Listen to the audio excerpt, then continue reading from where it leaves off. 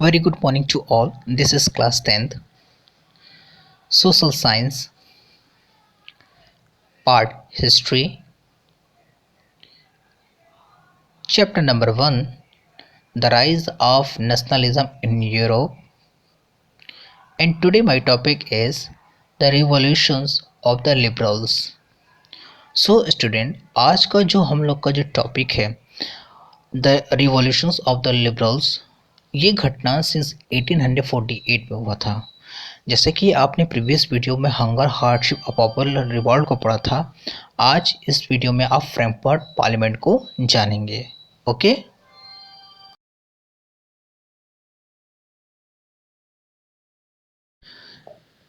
Now the revolutions of the liberals, parallel of the revolt of the poor, unemployment and strawberry peasant and the workers in many European countries in the year of 1848. A revolution the lead by the educated middle class was underway.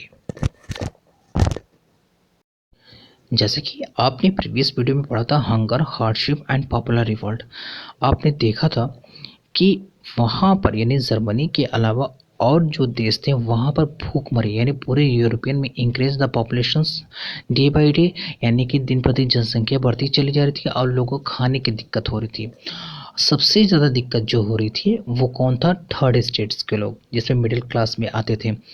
उसमें भी दो कैटेगरियाँ थी, अपर and lower. यानी कि middle class जो थे वो educated person थे, उनको वो मालूम था कि एक समाज को कैसे चलाया जाए। तो ये घटना है सिंस 1848 की, जिसमें क्रांति होती है। और इस क्रांति का जो नेतृत्व करता है वो कौन करता है? Educated middle class.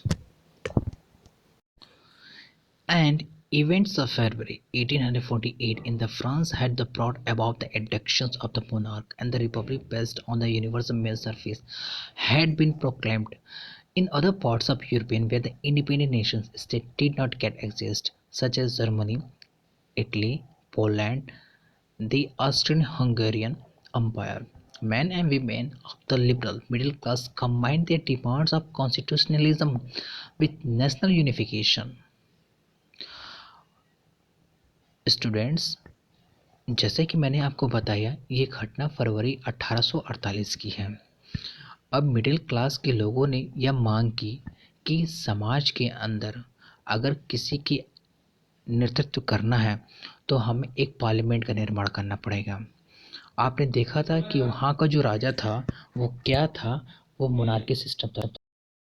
स्टूडेंट्स, इसको आप ऐसे भी समझ सकते हैं, सिंस 1848 यह घटना 1848 की है।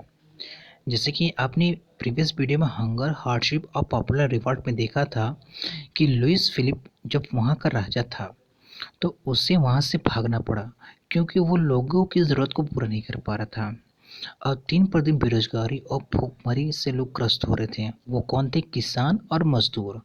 किसान और मजदूर जो थे वो थर्ड स्टेट में आते थे। वो समांतर, इसके साथ ही साथ समांतर पढ़े लिखे मध्य वर्ग भी थे जो क्रांति का कारण जानते थे। जैसा कि थर्ड स्टेट में जो लोग थे वो मिडिल क्लास, जिसमें educated professional, artisan, professor, clerk etcetera लोग आते थे। जब ये घटना स्टार्ट होने वाली थी तो फरवरी 1848 यानी कि फरवरी 1848 में राजा को अपनी गद्दी छोड़नी पड़ी और वहाँ के लोगों ने एक गणतंत्र की घोषणा की और सभी पुरुषों को मताधिकार यानी मत देने का अधिकार होना पड़ा। And while in other parts of Europe where independent nations states did not yet exist, such as Germany, Italy, Poland, the Austro-Hungarian Empire, men and women of the liberal middle classes combined their demands for constitutionalism with the national unification. अब वहाँ पर यानी कि ये घटना तो Germany के अंदर चल रही थी। जैसे कि मैंने आपको बताया था कि ऑस्ट्रिया का एक राजा था, चांसलर, जिसका नाम था ड्यूक मेटरनिक। उन्होंने एक स्टेटमेंट दिया था, when France sneezes the rest of Europe catches cold, यानी कि अगर फ्रांस के अंदर कोई भी घटना होगी तो पूरा इम्पैक्ट किस पे पड़ेगा? पूरे यूरोप पे पड़ेगा। और स्वाभाविक से बात है, आपने क्लास 9 में पढ़ा फ्रेंच रिवॉल्यूशंस, वहीं से इम्पैक्ट पड़ता है पूरे यूरोप में। अब क्या हुआ, जो देश अभी तक राष्ट्र अध्यक्ष नहीं थे, जैसे कि Germany, England, Poland, Austro Hungarian empire, वहाँ के लोगों ने भी अब ये मांग करने लगे कि हमारे देश में कॉन्स्टिट्यूशनलिज्म मोनार्क होना चाहिए, यानी कि संविधान तो होगा लेकिन राज्यों की शक्तियों को क्या कर दी जाएगी, कम कर दी जाएगी। And they took advantage of the growing popular unrest and pushed their demands for the creation of the nation state of the parliamentary principle, a constitution's freedom to the press and the freedom of association। ये अब क्या हुआ कि अब लोगों की मांग हुई कि एक संगठन बनाई जाएगी जिसे हम लोग पार्लियामेंट बोलेंगे, और ये पार्लियामेंट जो होगा प्रेस की आज़ादी यानी कि प्रेस की स्वतंत्रता देगा। अगर सरकार कुछ भी करेगी तो ये प्रेस को अधिकार होगा कि वो समाज में उसके बारे में बता सके। संगठन बनाने की आज़ादी जैसे कि संसदीय सिद्धांत पर आधारित था। Okay students, in the German range, a large number of political associations whose members were the middle class professionals, businessmen, and prosperous artisans came together in the city of Frankfurt and decided to the vote for all the German National Assembly। So students, ये घटना कब की है? 1848 means 1848। German की बात है। अब German के अंदर छोटे छोटे लोग जो थे यानी कि मिडिल क्लास के लोग थे, अब वो पॉलिटिकल पार्टीज बनाना स्टार्ट कर दिए थे।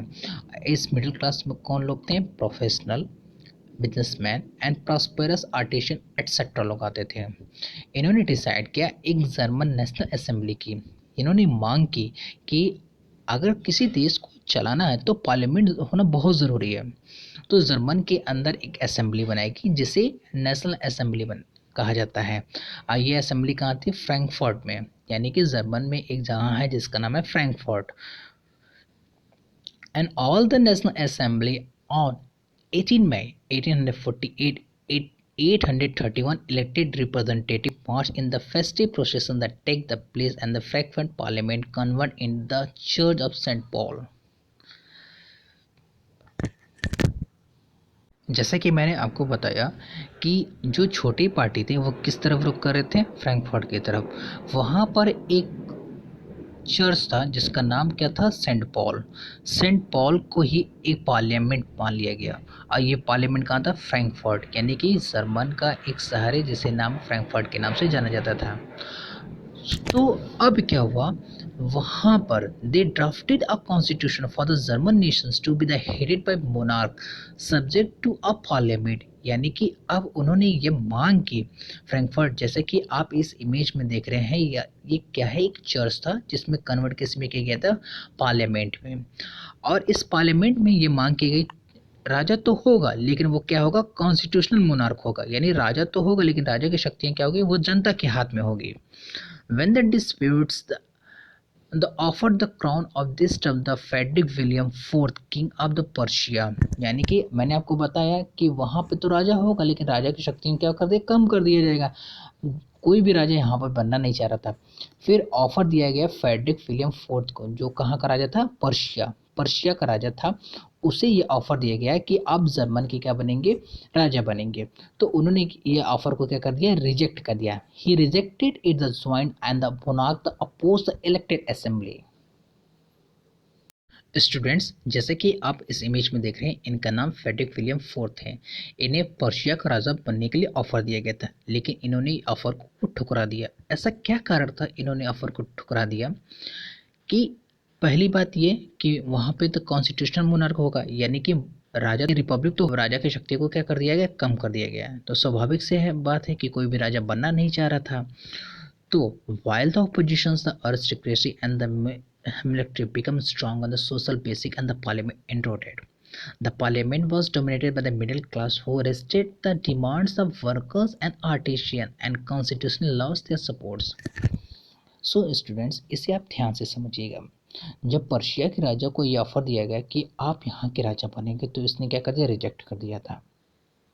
मैंने आपको बताया कि थर्ड स्टेट में दो कैटेगरी होते थे, अपर और लोअर, जिसमें मिडिल क्लास के लोग थे, जिसमें प्रोफेसर, आर्टिशियन एटसेट्रा लोग आते थे। इसके साथ ही साथ जब लोअर की बात की जाए, थर्ड स्टेट के लोअर कैटेगरी की बात की जाए, जिसमें पीजेंट्स, लैंडलेस लेबर एटसेट्रा लोग आते थे। तो यही इनकी संख्या ज़्यादा थी, तो इन्होंने मांग की थी। अब फर्स्ट यानी थर्ड स्टेट की जो फर्स्ट कैटेगरी थी, ये लोग नीचे यानी कि नीचे लोगों की मांग को पूरा नहीं कर पा रहे थे। अब नीचे तबके के लोग फर्स्ट स्टेट के लोग क्यों सहायता करें जब उनकी मांग पूरी नहीं हो पा रही थी।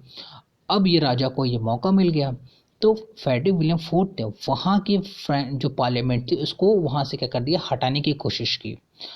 After that, in the ancient troops were the called the assembly, the force is to disbanded, यानी कि कुछ क्षण के लिए जो पार्लियामेंट बनाई गई थी, अब राजा को मौका मिल गया था। जब ये राजा को मौका मिला तो उसने क्या कर दिया, असेंबली को भंग करा दी, यानी कि अपने सैनिक सहायता और देशों के राजा से मिलकर के जर्मन की जो पार्लियामेंट थी उसको भंग करा दिया। अब फिर से वहाँ पर कॉन्स्टिट्यूशनल मोनार्क हट करके फिर से मोनार्की सिस्टम आ जाता है। Okay students, so students next video में आप पढ़ेंगे the making of the German and Italy. Okay students, thank you.